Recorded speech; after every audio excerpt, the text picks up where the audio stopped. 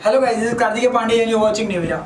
Guys, जैसा कि हम लोग मैथमेटिकल टूल्स की सीरीज कंटिन्यू कर रहे हैं, है ना, और ये हम लोग को हेल्प करने वाली है 11th में आगे बहुत कुछ अच्छा करने में। ठीक है, तो हम लोगों ने पहला लेक्चर कवर किया था जिसमें कि हम लोगों ने बेसिक ट्रिग्नोमेट्री, है ना, पॉलिनोमियल फंक्शन, क्वाड्रेटिक इक्वेशन, उसके रूट्स और बाइनोमियल एक्सपेंशन, बाइनोमियल एक्सप्रेशन, इन सारी चीज़ों के बारे में अपन लोगों ने लिटिल बिट डिस्कशन किया था। बहुत डीप में नहीं जा रहे हैं अपन लोग, क्योंकि हम लोग मैं मैथ्स का टीचर नहीं हूँ और मैं आपको मैथ्स नहीं पढ़ा रहा हूँ, मैं आपको बेसिक मैथमेटिकल टूल पढ़ा रहा हूँ।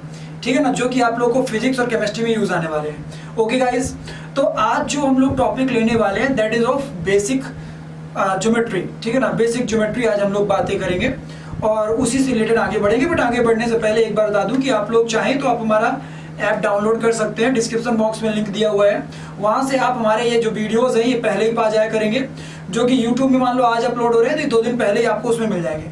ठीक है, और इसके साथ साथ सबसे इंपॉर्टेंट चीज ये कि बेटा आपको टेलीग्राम ऐप का भी लिंक मिलेगा, वहां पे जाके अपने आप को ऐड करा लीजिए, जिससे कि आप लोगों को रेगुलर स्टडी मटेरियल मिलता रहे। ओके गाइस, तो चलिए स्टार्ट करते हैं। ठीक है, आज के टॉपिक को हम लोग बेसिक ज्योमेट्री के बारे में बात करेंगे आज। ठीक है बेटा, बेसिक ज्योमेट्री। तो सबसे पहला आता है जो हमें कि भैया ओरिजिन और एक्सिस सिस्टम क्या होता है। ओरिजिन का मतलब सीधे सीधे मैं बोलूंगा, ओरिजिन का मतलब होता है रेफरेंस पॉइंट। क्या बोलूंगा? Reference point. क्लियर है? Origin means reference point. And axis system का मतलब क्या हो गया कि कोई भी दो परपेंडिकुलर एक्सिस, ठीक है ना, इनका आइदर, अब इसमें 2 या 3 भी हो सकती हैं। ठीक है ना, इस बात का बस ध्यान रहे आपको कि ऐसा नेसेसरी नहीं है, रट मत लीजिएगा कि ये आपका y होता है और ये x होता है। भैया होने के लिए तो ये y भी हो सकता है और ये x भी हो सकता है। ठीक है ना, ऐसे रट के नहीं बैठ जाना है कि हॉरिजॉन्टली आपका x लेना है, वर्टिकली ऑलवेज y लेना है। नेसेसरी कंडीशन बस इतनी रखनी है कि इन दोनों के बीच का एंगल कितना होना चाहिए? 90 डिग्री होना चाहिए। ओके गाइस, और यहाँ पे ओरिजिन क्या हो गया बेटा? ये हो गया 0,0। इसको हम लोग as a reference point treat करते हैं।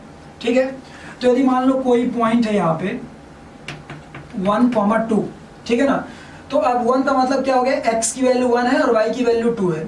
मतलब ये x एक्सिस में 0 से लेकर के यहाँ तक की कितनी दूरी हो जाएगी? 1 हो जाएगी, 1 यूनिट। और यहाँ से लेकर के यहाँ तक की दूरी कितनी जाएगी? y, that is 2 units. ठीक है, तो यदि कलेक्टिवली दिखाएंगे तो that will look like this. Okay, 1,2। Great, तो हम लोग को ये भी समझ में आ गया। चलो, ये तो बहुत ही बेसिक बात थी, इसमें कोई कुछ कठिन नहीं था, ये तो 8वीं क्लास का टॉपिक था, है ना। जो हमें आप फोकस करना दैट इज स्ट्रेट लाइन।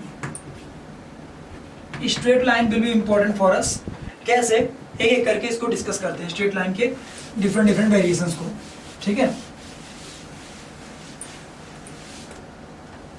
देखिए कोई भी लीनियर इक्वेशन जनरली रिप्रेजेंट करती है स्ट्रेट लाइन को। किसको रिप्रेजेंट करती है? स्ट्रेट लाइन को। कैसे? मैं आपको बताता हूँ। जनरली जो जनरल इक्वेशन हम लेके चलते हैं y = mx + c as a general equation of a straight line हम लेके चलते हैं। क्लियर है? बट मैं यहाँ जाने से पहले मैं बहुत ही बेसिक सा एग्जांपल लूंगा। ठीक है ना, यदि कोई बोले कि ये आपकी y एक्सिस है और ये x एक्सिस है, ठीक है, x एक्सिस का इक्वेशन क्या लोगे? तो ऑब्वियस सी बात है, x एक्सिस के लिए हम देख रहे हैं x तो वेरिएबल है लेकिन y की वैल्यू 0 आ रही होगी। तो क्या मैं ये बात कह सकता हूँ for x axis y will be 0? मतलब एक कोई ऐसा एक्सप्रेशन जिसकी मदद से हम गिवन पॉइंट्स के कलेक्शन को रिप्रेजेंट कर सकें। क्लियर है? That will be termed as, you can say, equation of straight line. ठीक है ना, तो y = 0 यदि हमने मेंशन कर दिया, इसका मतलब एकदम क्लियर सी बात हो गई कि भैया वो कोई भी पॉइंट आप पिक करोगे वो कहीं ना कहीं इसी लाइन पे लाई करेगा। वहीं पे मैंने बोल दिया यदि कि x = 0, ठीक है, तो ये किसको रिप्रेजेंट कर रहा है? कहीं ना कहीं ये y एक्सिस को रिप्रेजेंट कर रहा है। चलो ग्रेट, कूल, नो प्रॉब्लम। अब मैं इन जनरल लेता हूं, लेट अस सपोज ये माना मैंने कि हमारे पास कोई पॉइंट स्ट्रेट लाइन है ऐसे। ठीक है बेटा, और इसके 2 पॉइंट्स हैं x1, y1 और ये है x2, y2। क्लियर हो गया बेटा? अब ध्यान से सोचो, यदि मुझे ये थीटा निकालना पड़े, ये वाला थीटा निकालना पड़े, तो क्या मैं ऐसा कह सकता हूँ कि ये जो हमें एक ट्रायंगल टाइप का दिख रहा है, ध्यान से देखो, तो इसमें मैं बात बोल सकता हूँ tan θ = this side upon this side. तो tan theta is equal to this side upon this side, तो इस साइड की वैल्यू कितनी हो जाएगी? ऑब्वियस सी बात है, इस साइड की वैल्यू आ जाएगी y2 माइनस y1, क्योंकि इस पॉइंट का y कोऑर्डिनेट y2 है और इस वाले पॉइंट का कोऑर्डिनेट y1 है, तो यहाँ का y1 हो जाएगा, तो ये आ गया y2 माइनस y1। क्लियर है? एंड ये वाली लेंथ कितनी हो जाएगी आपकी? x2 minus x1। क्लियर है? और इसी को हम लोग m से रिप्रेजेंट करते हैं और इसी को बोलते हैं स्लोप। क्या बोलते हैं बेटा? Slope of the given straight line. Clear है? तो हमें पता चल गया कि स्लोप की वैल्यू आ रही होगी y2 minus y1 upon x2 minus x1, या चाहे तो tan थीटा ही बोल सकते थे, इतना हो जाएगा। अब एक मिनट, अब मैं यदि यहाँ पे कोई जनरल पॉइंट उठा लूँ x, y, क्योंकि मुझे इक्वेशन पता करनी है, किसी भी जनरल पॉइंट के लिए मेरे को एक एक्सप्रेशन जनरेट करना है ना, कि मैं x की वैल्यू पुट करूँ तो y की वैल्यू मिल जाए, या एक तरह से सीधे सीधे मैं जानना चाहता हूँ कि यदि ये एक स्ट्रेट लाइन है तो इस केस में x और y में क्या रिलेशन होगा। कोई भी जनरल पॉइंट हो x, y, तो उसमें क्या रिलेशन होगा। तो चलो फिर से वही करते हैं। अब ये छोटकू वाला ट्राइंगल ले लो, तो ये छोटू ट्राइंगल के अकॉर्डिंग क्या हो जाएगा? फिर से वही tan theta that is m, ठीक है ना, m की वैल्यू आपने लिख ली, tan theta is equal to m is equal to कितना आ जाएगा? अब फिर से वही this side upon this side, तो ये साइड आपकी कितनी हो जाएगी? इस बार आपकी ये साइड हो जाएगी y माइनस y1 अपॉन ये साइड कितनी हो जाएगी आपकी? x minus x1। क्लियर है? तो ये आपका जिसे कहते हैं एक तरह से, सॉरी एक मिनट, हाँ ठीक तो है, ठीक है। m is equal to tan theta is equal to m is equal to y minus y1 upon x minus x1। अब मैं इसको रीअरेंज कर लेता हूँ। चलो इसको मैं रीअरेंज करके देखता हूँ, तो मुझे रीअरेंज करने पे कैसा दिख रहा होगा, ध्यान से देखिएगा। ये मुझे ऐसा कुछ दिख रहा होगा, y minus y1 is equal to, ये दिख रहा होगा m times of x minus x1। Clear है बेटा? है ना? तो ये हमारी एक तरह से इस केस की जनरल इक्वेशन आ चुकी है। इस केस का जो ये स्ट्रेट लाइन आ रही है, इस केस की हमारी एक तरह से ये हमारी जनरल इक्वेशन आ गई। क्लियर है बेटा? अब ध्यान से देखिए, तो मैंने यहाँ पे एक इक्वेशन लिख रखी थी, जनरल इक्वेशन लिख रखी थी पहले से ही, है ना। तो ये भी एक जनरल इक्वेशन मान सकते हैं, और कुछ लोग जनरल इक्वेशन इसे ही बोलेंगे, ax plus B Y plus C is equal to 0। Clear है? इसको भी कुछ लोग बोल सकते हैं जनरल इक्वेशन। लेकिन मैं इस इक्वेशन को आप लोग को समझाने की कोशिश करता हूँ कि इस इक्वेशन का मीनिंग क्या था। ठीक है ना? ध्यान समझिएगा, मैं इन सबको रफ कर रहा हूँ। स्लोप क्या है आपको समझ में आ गया, tan थीटा उसकी वैल्यू कैसे निकालते हैं ये भी समझ में आ गया, कोई जनरल स्ट्रेट लाइन दी हुई तो उसकी इक्वेशन कैसे जनरेट करेंगे ये भी आप लोग को समझ में आ गया। ठीक है ना? चलिए अब थोड़ा आगे बढ़ते हैं अपन, ध्यान से देखिएगा। ठीक है? y is equal to m x plus c दिया हुआ है। नाउ इफ ये c का मीनिंग क्या है? c का मतलब होता है इंटरसेप्ट। ये क्या है बेटा? इंटरसेप्ट। इंटरसेप्ट का मतलब ये कि when x is equal to 0, जब x की वैल्यू 0 होगी उस वक्त y की वैल्यू c होगी। तो इंटरसेप्ट का मीनिंग ये हो गया कि भैया वो पॉइंट जहां पे हमारी जो स्ट्रेट लाइन होगी वो y एक्सिस को कट कर रही होगी। क्लियर हो गया बेटा? गुड। चलो तो इस इक्वेशन को यदि अपन लोग ड्रॉ करने की कोशिश करें, इस इक्वेशन को, तो it will look like this. Theta is equal to tan inverse m, है ना, मतलब tan theta is equal to m होता है, तो theta can be written as tan inverse m। Clear है? इनवर्स ट्रिग्नोमेट्री की मदद से। तो ये हमारा हमने लिख लिया। अब मैं इसको जस्टिफाई करने की कोशिश करता हूं आप लोगों को। जब ध्यान से देखिए, जब आपके x की वैल्यू 0 है उस वक्त आपकी y की वैल्यू क्या है? c है। तो ये आ गया इसका coordinate 0, c। This is intercept. Clear हो गया बेटा? ये इंटरसेप्ट है। और इस इक्वेशन को ड्रॉ करने के लिए मुझे कुछ करना नहीं पड़ा, मैंने बहुत ही सिंपल तरीके से किया कि भैया x की वैल्यूज पुट करते जाइए, y की वैल्यूज मिलती जाएंगी, उसके अकॉर्डिंग आपको इक्वेशन मिल जाएगा, है ना। इसी को और भी तरीके से आप समझ सकते हैं। If c is equal to 0 हो जाए तो उस केस में y is equal to mx दिखेगा कुछ ऐसा। तो इस इक्वेशन को यदि अपन लोग ड्रॉ करना चाहेंगे तो this will look like this. कैसे?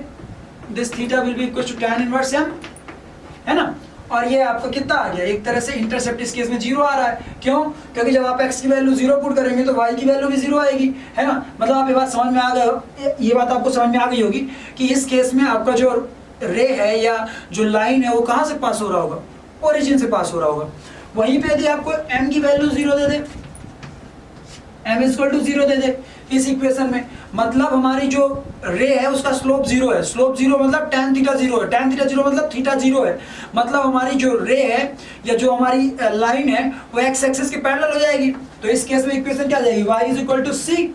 तो y is equal to c का इक्वेशन ड्रॉ करने जाएंगे तो कैसा दिख रहा होगा अपन को, वो कुछ ऐसा दिख रहा होगा, this will be c, this is y, this is x, और इस केस में m की वैल्यू कितनी आ रही है, 0 आ रही है। क्लियर है?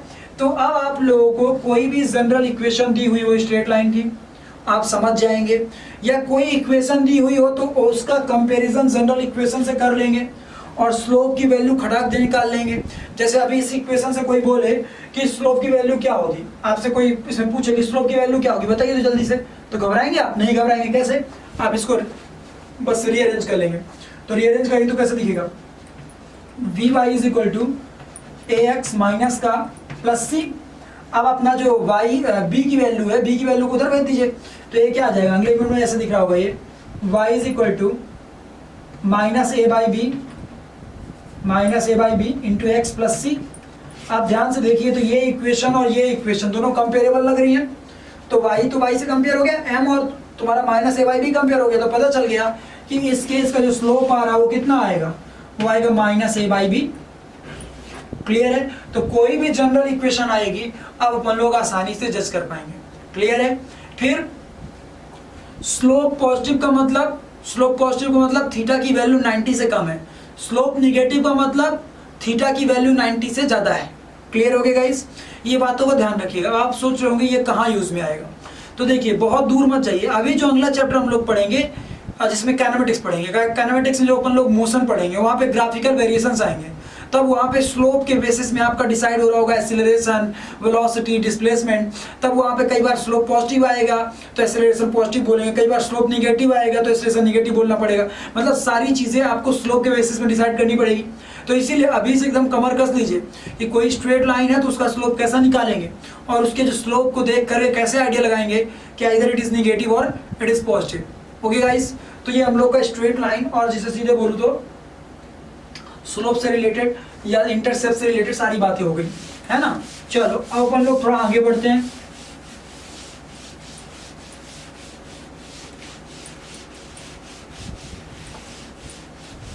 चलो ध्यान से देखना, एकदम ध्यान से। अब जो अगला हम लोग जिसे कहते हैं फिगर उठाने वाले हैं, दैट इज पैराबोला, है ना।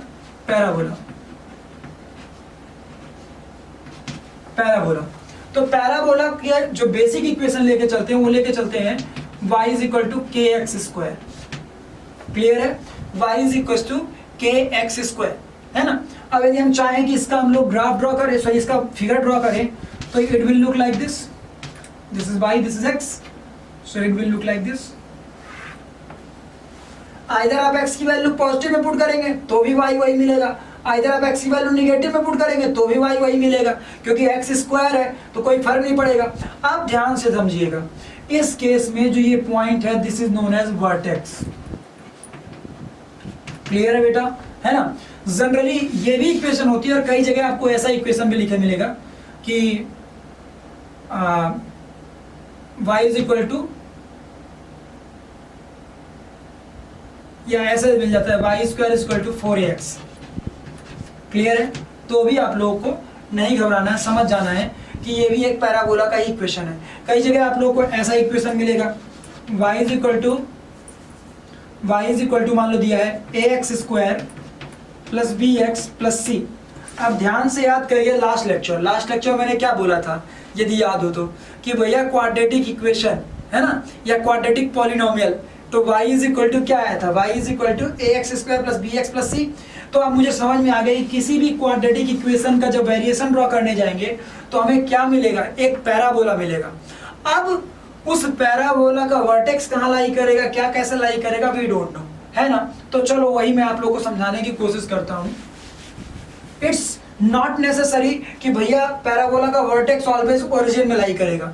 हो सकता है कि पैराबोला कुछ ऐसा भी आपको दिखे, या हो सकता है कभी ऐसा भी दिखे, या हो सकता है कभी टच करता हुआ भी दिखे। तीनों पॉसिबिलिटीज है। क्लियर है? तो मैं इनको समझाने की कोशिश करता हूं आप लोगों को, ठीक है ना। चलिए ध्यान से देखिएगा। मान लीजिए मेरे को इक्वेशन दी हुई है ax² plus bx plus c is equal to 0। Clear बेटा? ये हमारी क्वाड्रेटिक इक्वेशन है। अब हमें पता है कि x की वैल्यूज जो इस इक्वेशन को सेटिस्फाई कर रही होंगी वो कहीं ना कहीं रूट कहलाएंगे इस इक्वेशन की, है ना। तो यदि अपन इस इक्वेशन का पैराबोलिक वेरिएशन ड्रॉ करने जाएंगे तो तीन पॉसिबिलिटी आएंगे। एक पॉसिबिलिटी है, तो ये पॉसिबिलिटी का मीनिंग क्या हो गया? ये पॉसिबिलिटी का मीनिंग ये हो गया कि ध्यान से देखो तो x की वैल्यू 0, x की वैल्यू 0 ही इस ग्राफ को पूरा सेटिस्फाई कर रही होगी, है ना। बाय द वे मैं इस इक्वेशन के बेसिस पे बोल रहा हूँ, हो सकता है कि c की वैल्यू आपको 0 मिल जाए, इस बात का ध्यान रखिएगा। हो सकता है c की वैल्यू आप लोग क्या मिल जाए? 0 मिल जाए, तो ऐसा को टेंशन नहीं लेना है, ठीक है ना। तो एक पॉसिबिलिटी ये है। जब ये पॉसिबिलिटी, तो इसका मुझे क्या समझ में आया? इसका मीनिंग मुझे समझ में आया कि जो रूट आए थे alpha comma beta last lecture में, वो दोनों क्या है? सेम है। ये क्या है बेटा? सेम है। इसीलिए हम देख सकते हैं कि जो हमारा ये पैराबोला है वो मात्र एक पॉइंट पे एक्स एक्सिस को कट कर रहा है। वहीं पे यदि कभी ग्राफिकल वेरिएशन आपको ऐसा देखने को मिल जाए तो इसका मीनिंग क्या हो गया? इसका मीनिंग ये हो गया आपका कि बेटा यहाँ पे दो रूट्स आपके पॉसिबल हैं और दो अलग अलग रूट पॉसिबल है, ठीक है ना। टू रियल रूट्स, क्योंकि हमारा देख सकते हैं कि जो ये ग्राफ है हमारा, ये दो अलग अलग पॉइंट पे एक्स एक्सिस को कट कर रहा है।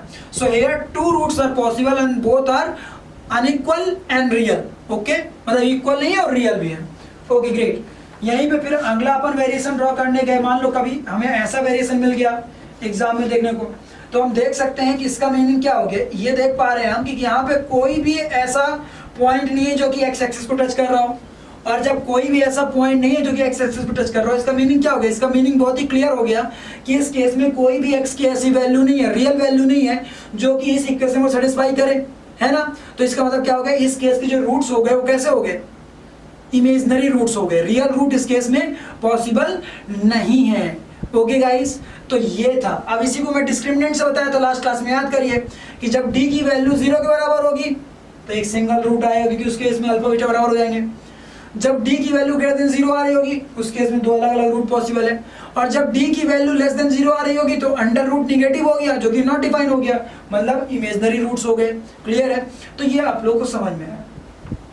अब देखिए एक बात को और ध्यान रहे बेटा, जैसे मान लीजिए y is equal to kx² है आपका, तो इस k के साइन पे डिपेंड करता है कि ये पैराबोला ऊपर की ओर खिलेगा कि भैया नीचे की ओर खुलेगा।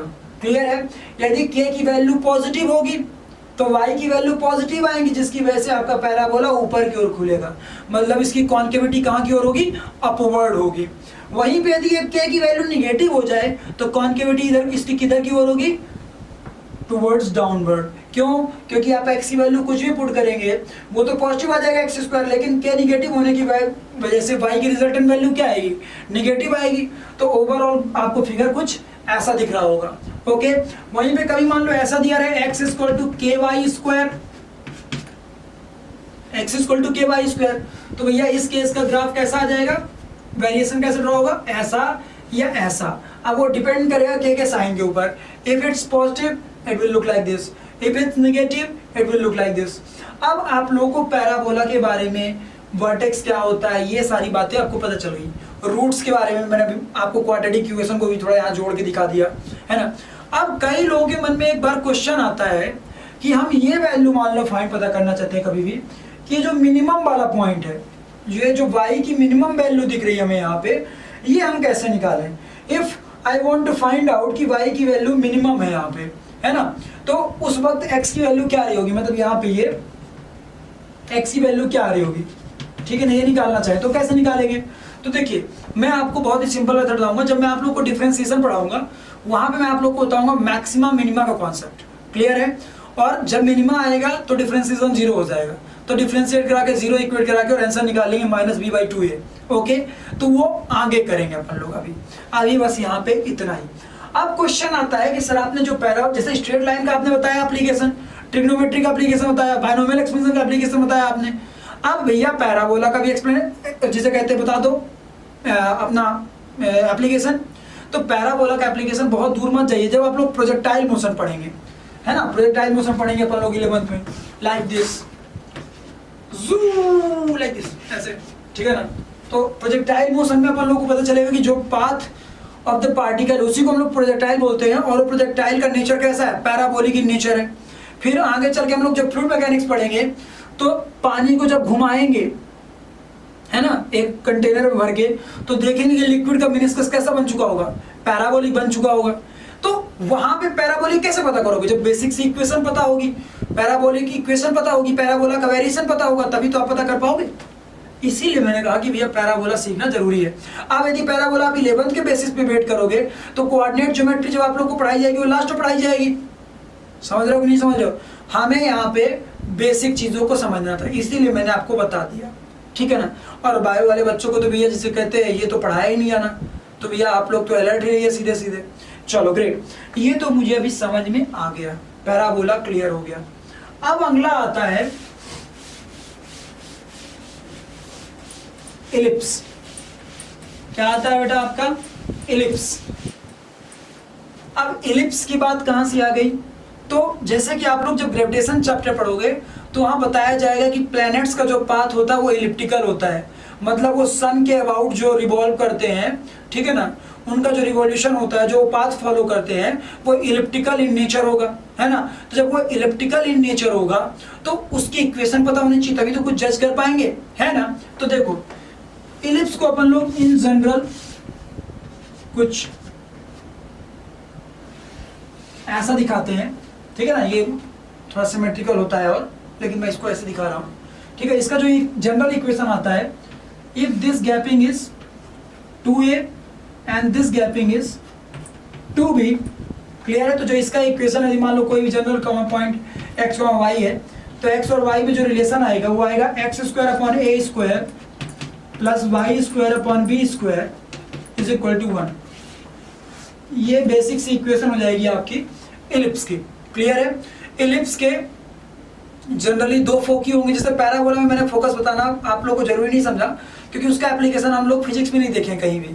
मैं इतने सालों से फिजिक्स पढ़ा तो मैंने नहीं बताना समझा जरूरी। लेकिन यहाँ पे जब प्लेनेट की बात आती है तो सन कहाँ पे लाई करता है फोकस पे इलिप्स के, या कुछ कैसा, तो वहाँ पे थोड़ा बहुत जानना होता है, इसेंट्रिसिटी के बारे में जानना होता है ना, इलिप्स के बारे में। तो यहाँ डिस्कस करूंगा।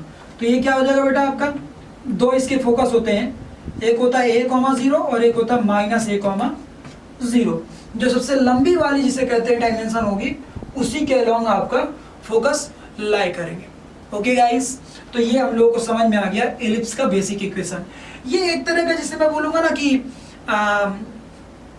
क्या बोल सकते हैं उसको अपन लोग, क्या शब्द यूज करें,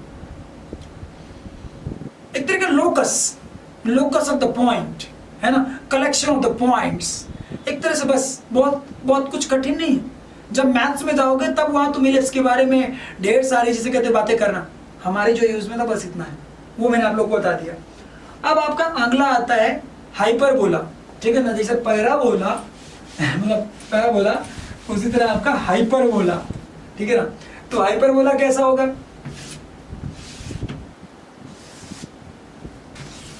this will look like this, hyperbola, ठीक है ना। और इसका कोई जनरल इक्वेशन क्या आ जाएगा बेटा, इसका जनरल इक्वेशन आपका आ जाएगा x² upon a² minus y² upon v² is equal to 1। Clear है। एलिप्स के केस में प्लस आ रहा था, इस केस में क्या आ जाएगा, माइनस आ जाएगा। अब हाइपरबोला के केस में बस एक चीज याद रखिएगा, h2p minus s1p is equal to constant होता है। क्लियर है। अब ये क्या है, इसके लिए आप लोग को थोड़ा सा बुक्स ओपन करनी है, ठीक है ना। मैंने ये आपको पढ़ा तो दिया है, लेकिन ये क्या मैंने लिखा होगा, h2p माइनस s1p, ठीक है ना, इज इक्वल टू कॉन्स्टेंट। ये मान लो कि कोई पॉइंट है p, ये यहाँ पे एक पॉइंट है, ये यहाँ पे पॉइंट है s1 और s2। क्लियर है बेटा। तो ये ऐसा बोला जा रहा है कि h2p minus s1p is equal to constant. इसको s1 बोल दो, इसको s2 बोल दो, ऐसा बोला हुआ है। क्लियर है बेटा, इज इक्वल टू कॉन्स्टेंट। तो ये क्या है, ये कौन सी इक्वेशन है, इसके बारे में आप सोचिएगा। अब आपके मन में क्वेश्चन आ रहा होगा सर हाइपरबोला का यूज कहाँ पे है? तो हाइपरबोला का जनरली 11th में कहीं यूज नहीं है, लेकिन जब आप 12th में जाएंगे तो आप लोग को एक चैप्टर मिलेगा YDSE young double slit experiment, wave optics के अंडर पे एक टॉपिक मिलेगा। वहां पे जो फ्रिंजेस का शेप आता है वो हाइपरबोलिक इन नेचर आता है, या हाइपरबोलाइड भी आता है डिफरेंट डिफरेंट डायरेक्शन से देखने पे। तो भैया उस केस में आप लोगों को यूज आएगा इसकी बेसिक इक्वेशन का, उसको समझने में। ओके गाइस, तो ये हो गया आप लोगों का हाइपरबोला, है ना। अब आप लोग के लिए एक जिसे कहते हैं इस पार्ट से एज अ होमवर्क दूंगा मैं, वो ये होगा कि भैया इसेंट्रिसिटी क्या होती है in case of hyperbola as well as in case of जिसे कहते हैं आपका इलिप्स, ठीक है ना। इलिप्स के केस में इसेंट्रिसिटी की वैल्यू क्या होती है वो आप लोग को पता करना है, क्लियर है। उसका फॉर्मूला क्या होता है वो पता करना है, ये आपके लिए ऐसा होमवर्क हो गया। तो इसमें क्या होगा ना कि जब आप लोग बुक्स खोलेंगे तो आपको ये सारी चीजें दिखेंगी। जब ये सारी चीजें दिखेंगी तो आपको अंदर से इंटरेस्ट आएगा कि ओके ग्रेट, मुझे समझ में आ गया कि सर ने तो ये पढ़ाया था, चलो ग्रेट मुझे समझ में आ गया, अच्छा कोई प्रॉब्लम नहीं है, लाइक दिस। ओके गाइस, तो ये आप लोगों का हो गया बेसिक जिसे कहते हैं कोऑर्डिनेट ज्योमेट्री, जो कि आप लोग के यूज में आने वाली थी, वो मैंने यहाँ तक मेंशन कर दिया। ओके गाइस, तो चलिए गाइस ये टॉपिक तो हो चुका अपना अभी, ठीक है ना। अब अपन लोग नया टॉपिक स्टार्ट करते हैं, मैथमेटिकल टूल्स का ही पार्ट है वो, and that is differentiation. Okay, उसके बाद हम लोग इंटीग्रेशन भी करेंगे, नो डाउट, वो हो सकता है नेक्स्ट लेक्चर में करने को मिले। और लॉगरिथम के बारे में भी थोड़ा अपन लोग बात करेंगे, लॉग के बारे में बात कर रहे हैं, ठीक है ना। तो ये तो हमारा बेसिक जिसे कहते हैं कोऑर्डिनेट ज्योमेट्री या ज्योमेट्री का पार्ट था, ठीक है ना। अब अपन लोग डिफरेंशिएशन के बारे में समझने वाले हैं, as well as concept of maxima minima के बारे में भी समझेंगे। चलिए ग्रेट, थोड़ा ध्यान से देखिएगा तो आप लोग को पूरा क्लियर हो जाएगा, ठीक है ना। माना मैंने डिफरेंशिएशन का मीनिंग बताने की कोशिश करूंगा आप लोग को अभी, ठीक है ना। माना मैंने कि मेरे पास कोई एक ऐसे ग्राफ दिया हुआ है, मतलब एक ऐसा वेरिएशन दिया हुआ है y is equal to F of X का, क्लियर है बेटा। एक्स एंड वाई मतलब x की वैल्यूज डिफरेंट डिफरेंट x की वैल्यूज पुट कर जाऊंगा तो मुझे y की नई नई वैल्यूज मिलती जाएंगी। ओके गाइस, तो y is equal to F of X, ठीक है ना। ये कुछ वेरिएशन आ रहा है, तो ध्यान से देखिएगा बेटा, जब मेरा x का वैल्यू x रहा होगा उस वक्त y का वैल्यू y रहा होगा, ठीक है बेटा। लेकिन जैसे ही मेरा x का वैल्यू मान लो x से इंक्रीज होकर के x प्लस डेल्टा x हो गया, क्लियर है, तो हमारा y का वैल्यू भी क्या हो चुका होगा, y प्लस डेल्टा y हो चुका होगा, क्लियर है एट द मोमेंट, मतलब वो भी थोड़ा बहुत उसमें चेंजेस आ गए होंगे। तो क्या मैं इसको समझाने की कोशिश करता हूँ बाय फिगर, ठीक है। ये एक तरह से हमारा पॉइंट है x, y का, क्लियर बेटा। लेकिन अगले मोमेंट मैंने क्या किया, ये जो मेरा यहाँ से यहाँ तक x की वैल्यू थी मैंने इसको इंक्रीज करके मान लो कर दिया, थोड़ा सा आगे इंक्रीज कर दिया x plus delta x, like this. ये हमारा अभी यहाँ तक ऐसे पहुँच चुका है, ठीक है बेटा। तो जो पहले y की वैल्यू कितनी थी बेटा, y होगी ऐसे y is equal to F of X, ठीक है ना। अब वो नया पोजीशन यहाँ पे हो चुका होगा, मानो ये नई पोजीशन आ चुकी होगी y plus delta y, clear है, जिसकी की वैल्यू अपन लोग क्या लिख सकते थे, F of x plus delta x, clear है। एक्स ये क्या पुट करना पड़ेगा, x plus delta x put करना पड़ेगा। तो ध्यान से देखो, तो यहाँ से एक छोटी सी मैं बात करूँ, यदि मैं यहाँ पे एक टेंजेंट की बात करूँ, जो टेंजेंट ड्रॉ हो रहा होगा और यदि ये एंगल थीटा है, तो this side upon this side, ये साइड कितनी हो जाएगी, ये साइड हो जाएगी डेल्टा वाई, क्योंकि यहाँ से तक वाई है और यहाँ से तक वाई प्लस डेल्टा वाई, तो कितना हो जाएगा डेल्टा वाई। यहाँ से तक एक्स है और यहाँ से तक एक्स प्लस डेल्टा एक्स है, तो ये कितना हो जाएगा डेल्टा एक्स हो जाएगा। तो क्या मैं ये बात बोल सकता हूँ कि स्लोप ऑफ टेंजेंट, क्लियर है, वो कितना आ जाएगा बेटा, delta Y upon delta x, clear है, delta Y upon delta x, जिसकी वैल्यू कितनी हो जाएगी, डेल्टा वाई का वैल्यू मतलब क्या हो गया, डेल्टा वाई का मतलब ये हुआ कि सीधे सीधे वाई की वैल्यू किसके बराबर थी, Y is equal to F of X था, और वाई प्लस डेल्टा वाई किसके बराबर हो चुका है हमारा, F of x plus delta x के बराबर हो चुका है।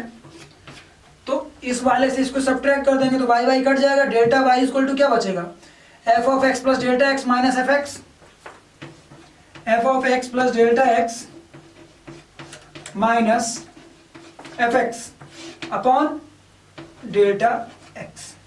क्लियर हो गया? ये डेल्टा वाई की वैल्यू हो गई और ये डेल्टा एक्स हो गया। क्लियर है गाइस? अब मैं यदि मान लूं, ये तो मुझे समझ में आ गया कि भैया उस टेंजेंट का जो हमने वहां पे टेंजेंट ड्रॉ किया है उसका स्लोप आ रहा होगा delta Y upon delta X. Okay guys? अब यदि हमारा ऐसा हो जाए, if delta Y comma delta X are very small, clear है? तो इसको डेल्टा हटा के मैं इसको D Y by D X लिख सकता था, है ना? और इस पूरे को मैंने मान लिया एफ डैश एक्स। क्या मान लिया? F dash x. F x तो मेन फंक्शन था, ठीक है ना, और ये एफ डैश एक्स हो गया, इतना आ गया। तो इसको अगले में हमने क्या लिख लिया? D Y by D x is equal to आ चुका है एफ डैश एक्स। क्लियर है? तो एक तरह से हमें समझ में आ गया कि भैया डिफरेंशिएशन का मीनिंग क्या है, ठीक है ना? तो डिफरेंशिएशन का मीनिंग में बहुत ही कूल शब्दों में बोलूंगा कि भैया डिफरेंशिएशन एक तरह से हमें नेचर बताता है, आइदर इंक्रीजिंग और डिक्रीजिंग, और उसके साथ साथ नेचर के साथ साथ मतलब कोई वेरिएबल इंक्रीज हो रहा है डिक्रीज हो रहा है ये तो हमें डिफरेंशिएशन से पता ही चलेगा, और साथ साथ ये भी पता चलता है कि वो किसी एक पर्टिकुलर वेरिएबल के रिस्पेक्ट में किस तरीके से चेंज हो रहा होगा। मतलब समझना, y की वैल्यू इंक्रीज हो रही है या डिक्रीज हो रही है ये तो मुझे पता चल ही रही है इस इक्वेशन से, है ना? और साथ में ये भी पता चल रहा है मेरे को कि x की वैल्यू चेंज कराने पे y की वैल्यू किस रेट से चेंज हो रही होगी। क्लियर है? ये अपन लोग डेरिवेटिव या डिफरेंशिएशन करके ही पता कर पाते हैं। ओके? तो डिफरेंशिएशन मुझे ये देता है कि एक कोई पर्टिकुलर वेरिएबल किस रेट से, मतलब उसके इंक्रीज होने का रेट, मतलब इंक्रीज होने का रेट या डिक्रीज होने का रेट, नेचर तो पता चलेगा ही चलेगा, साथ में ये कि किस रेट से वेरी करेगा जब मैं इस वेरिएबल को वेरी कराऊंगा। ये ध्यान में रखते हुए कि ये वेरिएबल इस वेरिएबल के ऊपर डिपेंड कर रहा था, मतलब y was dependent on x, x की वैल्यू चेंज करते ही y की वैल्यू चेंज हो रही थी।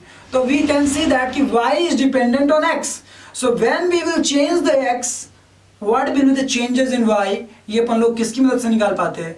ये हम लोग डिफरेंशिएशन की मदद से निकाल पाते हैं। Okay guys?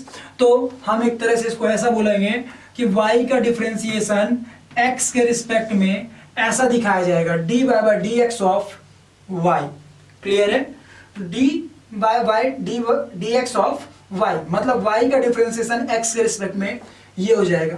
एंड ये f डैश x क्या हो गया बेटा? ये इसका डेरिवेटिव फंक्शन हो गया, मतलब मेन फंक्शन f(x) था, उसका डेरिवेटिव फंक्शन क्या हो गया?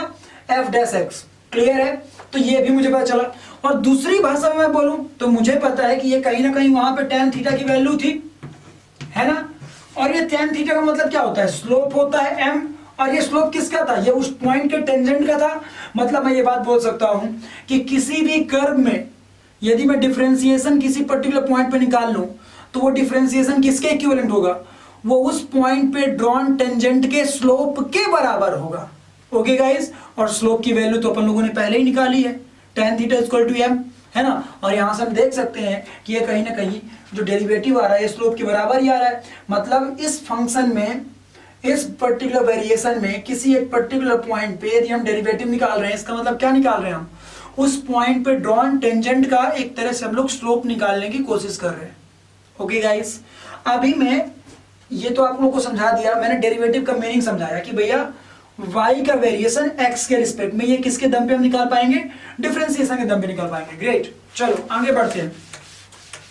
कुछ डिफरेंशिएशन के बेसिक रूल्स जो मैं आप लोगों को बता दूं, क्योंकि उनका उपयोग आने वाला है कई जगह, बहुत दूर नहीं, अभी जब आप लोग काइनेमेटिक्स पढ़ेंगे तभी आप लोगों को आएगा, ठीक है ना?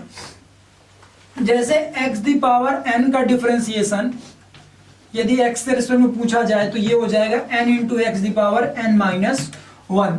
तो एग्जाम्पल के तौर पे मान लो कहीं पे आ गया एक्स स्क्वायर, तो इसका डिफरेंशिएशन जब आप करेंगे तो ये कितना आ जाएगा?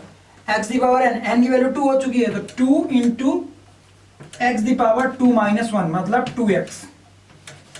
क्लियर हो गया गाइस? एक्स स्क्वायर का डिफरेंशिएशन x के रिस्पेक्ट में कितना आएगा? 2x आएगा। मतलब यदि y is equal to X square कोई हमें फंक्शन दिया होता तो उसका डेरिवेटिव फंक्शन क्या आता बेटा, वो आता 2x। ओके गाइस, तो ये मेरे को समझ में आ गया। ये एक बहुत ही इंपॉर्टेंट रूल है जो आप लोग को ऑलवेज याद होना चाहिए, ठीक है ना। दूसरा इंपॉर्टेंट रूल कि भैया differentiation of constant with respect to x that will come out to be 0। क्यों ये 0 आएगा, क्योंकि हमें पता है कि जब किसी कांस्टेंट को हम डिफरेंशिएट करने जाएंगे तो हमें पता है कि कांस्टेंट तो वेरी करेगा ही नहीं। कांस्टेंट के वेरी करने का तो रेट 0 होगा, क्योंकि कांस्टेंट तो कांस्टेंट है, वो टोटली इस पे डिपेंड ही नहीं कर रहा। इसको तुम कितना भी चेंज कराते रहो एक्स को, कांस्टेंट तो चेंज होगा नहीं। जब कांस्टेंट चेंज ही नहीं हो रहा तो उसके कांस्टेंट के चेंज होने का रेट एक्स के रिस्पेक्ट में कितना हो गया, ऑब्वियस है 0 हो गया। क्लियर है, that's why it is mentioned here 0, ठीक है ना। फिर अगला एक और रूल याद रखिएगा, differentiation of dy by dx of sin x। Clear है, मतलब sin x का डिफरेंशिएशन कभी आए तो ये आ जाएगा आपका cos x। क्लियर है, वहीं पे differentiation of dy by dx of cos x पूछे तो ये आ जाएगा माइनस sin x। इनका यूज होगा कई जगह, टेंशन मत लीजिए, आपको हर जगह यूज मिलेगा, ठीक है ना। इसी तरह differentiation of dy by dx of tan x, तो ये कितना जाएगा बेटा, ये आपका जाएगा sec स्क्वायर x। क्लियर है, ये 3 रूल मेनली हैं, और भी होते हैं, sec x tan x होता है, sec x का डिफरेंशिएशन, इस तरह cos x का हो जाएगा, इस तरह cot x का हो जाएगा, लेकिन उन सबका यूज नहीं मेरे को अभी, ठीक है ना। मेनली इन्हीं का आपको हर जगह एप्लीकेशन देखने को मिलेगा। फिर और भी कुछ रूल्स होते हैं, जैसे dy by dx of e the power x, तो ये क्या आएगा, e दी पावर x ही आ जाएगा। क्लियर है, ये रूल्स होते हैं, इन रूल्स को अपने माइंड में रखना है। इनका प्रूफ मैथ टीचर का एकदम कान खा लेना आप लोग, समझ रहे हो ना। मैथ टीचर से आप लोग अच्छे से बातें करना, ये हमारे बस यूज में आने वाले, इसीलिए मैं ये फॉर्मूले आप लोग को लिखवा रहा हूँ। जनरली फिजिक्स टीचर तो इतना सब कराते भी नहीं है, मैंने इसलिए कराया कि भैया कुछ भी हो यार बेसिक मैथमेटिक्स टूल तो आना चाहिए ना अपन लोगों से। dy बाय dx ऑफ, यदि कहीं पे log x दिया है तो ये हो जाएगा 1/x। क्लियर है बेटा, log x का डिफरेंशिएशन 1/x आ जाएगा। तो ये कुछ बेसिक से रूल्स थे जो हम लोग को ऑलवेज याद होने चाहिए, ठीक है ना। अब कुछ बातों का और बता दूं मैं आप लोग को, ध्यान रखिएगा।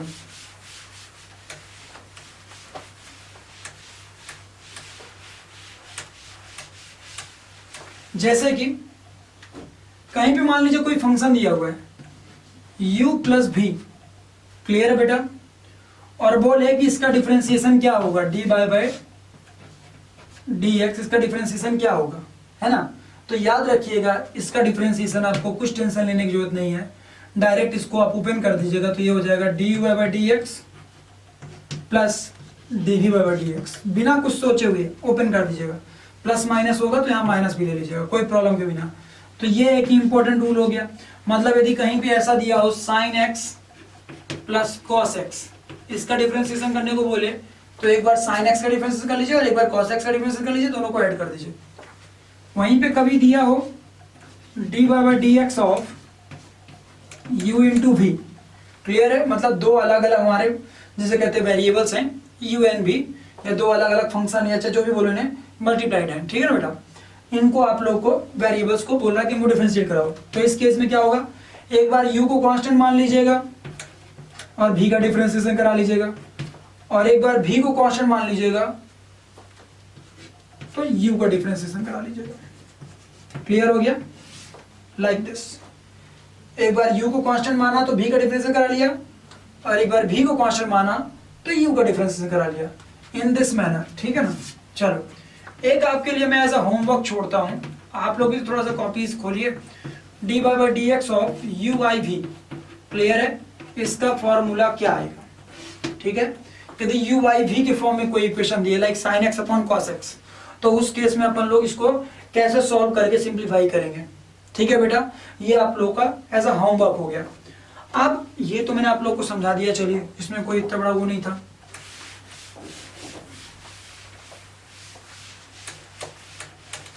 चलिए देखिए,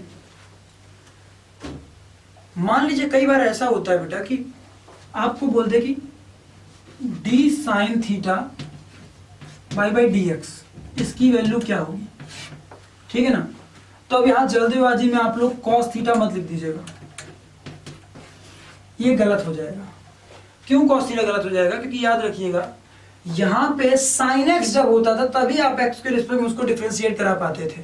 मतलब आपको ये पता करना होता था कि भैया ये जो पूरा का पूरा जो हमारा फंक्शन दिया हुआ है sin थीटा, वो x के ऊपर डिपेंड कर रहा कि नहीं कर रहा। यदि x के ऊपर डिपेंड नहीं करता है तो फिर वो डिफरेंशिएशन हम नहीं फाइंड करते हैं, क्योंकि हमें क्या होता था कि हम y के चेंज होने का रेट देखते थे x के रिस्पेक्ट में, इस बात को ध्यान में रखते हुए कि y is dependent on x, है ना। तो यहां पे हम देख सकते हैं ये तो साइन थीटा है, मतलब हम देख सकते हैं कि थीटा की वैल्यू चेंज कराएंगे तो साइन थीटा की वैल्यू चेंज होगी। यहां ये कैसे तुम्हें पता चल रहा है कि x की वैल्यू चेंज कराने में साइन थीटा चेंज होगा? तो जब x की वैल्यू चेंज कराने में साइन थीटा चेंज में पता नहीं है चल रहा, तो डेरिवेटिव कैसे फाइंड कर लोगे? तो इसीलिए जल्दीबाजी में ऐसा मत लिख देना उस केस में। तो फिर इसका क्या कैसे निकालेंगे? इसके लिए हम लोग चेन रूल यूज करेंगे। क्या यूज करेंगे बेटा? चेन रूल यूज करेंगे। हमें क्या पता करना है? D sine theta by D x find करना है। तो हम अपने मन से ऊपर नीचे D theta upon D theta का मल्टीप्लाई करा लेते हैं। क्लियर है बेटा? जैसे ही हम ऊपर नीचे मल्टीप्लाई कराए, इसमें कोई प्रॉब्लम तो है नहीं क्योंकि मैंने 1 का मल्टीप्लाई कराया है। और इसको रीअरेंज कर लेते हैं। तो जैसे रीअरेंज करेंगे तो this will look like this, D sine theta by D theta into D theta by D x. अब ध्यान से देखिए, तो अब हम थीटा को चेंज कराने पे साइन थीटा चेंज हो रहा होगा, पता चल रहा है। तो साइन थीटा का डिफरेंशिएशन डी थीटा के रिस्पेक्ट में थीटा के रिस्पेक्ट में हम लोग फाइंड कर लेंगे। तो इसकी ओवरऑल वैल्यू कितनी आ जाएगी? इसकी वैल्यू आ जाएगी आपकी cos थीटा। और अभी भी आपको थीटा के यदि चेंज होने का रेट नहीं पता है x के रिस्पेक्ट में, तो अभी भी आप D theta by D x नहीं निकाल पाएंगे। तो इसको इसी तरह लिख दीजिए D theta by D x. लेकिन आपको कोई बता दे कि थीटा और x में यह रिलेशन है, तो आप उसके आगे भी निकाल लेंगे कि भैया D theta by D X will come out to be this. Clear है गाइस?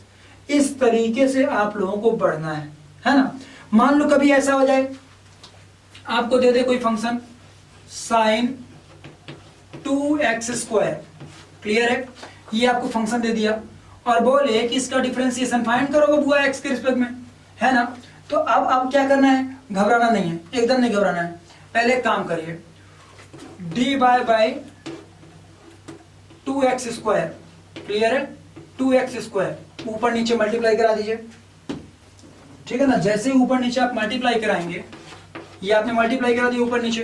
क्यों मल्टीप्लाई कराया?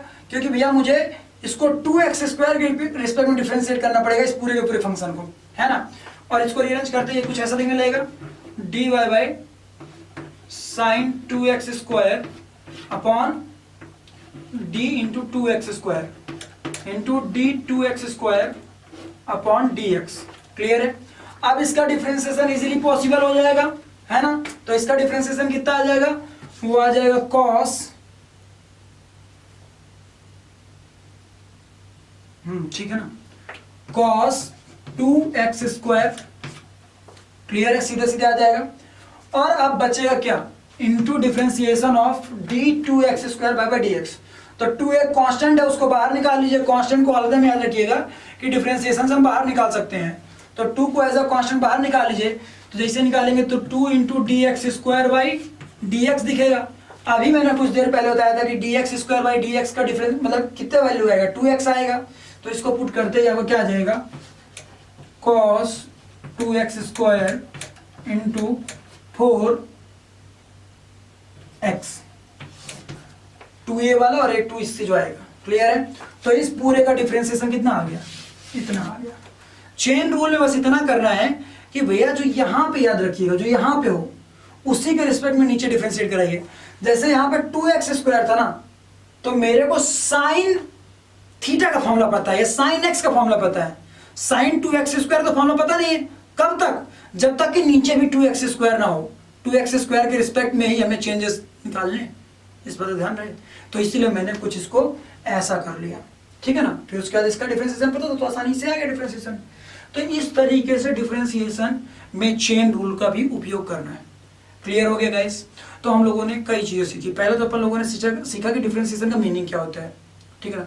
किसी पॉइंट पे डिफरेंशिएशन निकाल लेंगे किसी फंक्शन के, तो वो ग्राफ में वो पॉइंट क्या बता रहा होगा, है ना, टेंजेंट का स्लोप बता रहा होगा। ये भी हमने समझ लिया। फिर इसके बाद हम लोगों ने समझा टेंजेंट का, तो समझ लो ना, टेंजेंट तो आप लोगों ने पढ़ा होगा ऑलरेडी। टेंजेंट का मतलब कि जो कि रेडियल डायरेक्शन के परपेंडिकुलर हो किसी पॉइंट पे, है ना, रेडियस ऑफ कर्वेचर उस पॉइंट के। चलो ग्रेट। उसके बाद हमने कुछ बेसिक फॉर्मूले सीखे, फिर बेसिक फॉर्मूले के बाद हमने बेसिक ऑपरेशन सीखे कि लाइक u प्लस वी या u into V, u by V वाला फॉर्मूला हमने आपको एज अ होमवर्क दिया। उसके बाद मैंने क्या आप लोग को बताया कि भैया चेन रूल क्या होता है, डिफरेंट डिफरेंट वेरिएशंस में अपन लोग इसको कैसे अप्लाई करेंगे। आप देखो इसमें लेटेंट पुट करने वाले मेथड, कुछ और भी मेथड्स होते हैं, बहुत सारे मेथड होते हैं, ठीक है ना, कि एक अननोन वेरिएबल के रिस्पेक्ट में इसको डिफरेंशिएट करा लीजिए, इसको भी डिफरेंशिएट करा लीजिए, दोनों को डिवाइड करा दीजिए तो इसका डिफरेंशिएशन इसके रिस्पेक्ट में आ जाएगा। ये सब मैथमेटिक्स में है, वो आईआईटी के बच्चों को करना होगा, आपको भी करने को मिलेगा यदि आप आईआईटी फोकस कर रहे हैं तो। लेकिन कब? तब जब आप लोग डिफरेंशिएशन इन डीपली पढ़ रहे होंगे, लेकिन अभी ऐसा कुछ नहीं, हम इन डीप नहीं पढ़ रहे हैं, ठीक है ना। चलो ग्रेट। तो यहां तक तो मैं आप लोगों को जिसे कहते हैं डिफरेंशिएशन, इसके अलावा आप लोगों को बेसिक कोऑर्डिनेट ज्योमेट्री, इन सब चीजों के बारे में मैंने आप लोगों को बता दिया। होप्स हो कि आप लोगों को मजा आया होगा, है ना। नेक्स्ट क्लास में मैं आप लोगों को कंटिन्यू करूंगा maxima minima as well as concept of integration as well as concept of log. Okay guys, and then after that हम बोल सकते हैं कि हमारा मैथमेटिकल टूल्स खत्म हो चुका है। तो अभी तक में जो हमने सिखाया आपको, होप्स आप लोग को मजा आया होगा। तो वीडियो को लाइक करिएगा, दोस्तों के साथ शेयर करिएगा, और डिस्क्रिप्शन बॉक्स पे जो लिंक दी हुई हैं उनका उपयोग करिएगा। लाइक की ऐप को डाउनलोड कर लीजिए जिससे कि आपको ये वीडियो लेक्चर्स एक ही जगह स्ट्रक्चर्ड फॉर्म में मिले। इसके साथ साथ आप हमारे टेलीग्राम ऐप में भी ऐड हो सकते हैं, वो आप लोग के लिए बहुत ही बेनिफिशियल होगा। ओके गाइस, सो होप्स हो कि आप लोगों को मजा आया होगा। चलिए इस लेक्चर को यहीं पे खत्म करते हैं। Thank you.